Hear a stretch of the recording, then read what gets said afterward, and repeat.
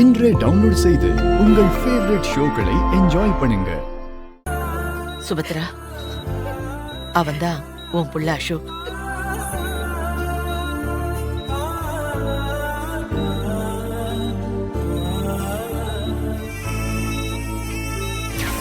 பாத்துப்பா, பொறுமையா.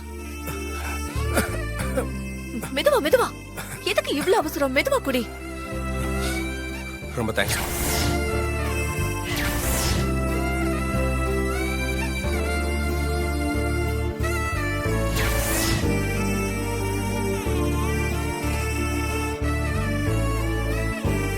அசோக், நீதான் என் பையனா?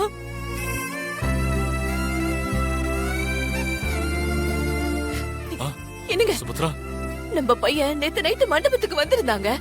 என்கிட்ட பேச வேற செஞ்சான்.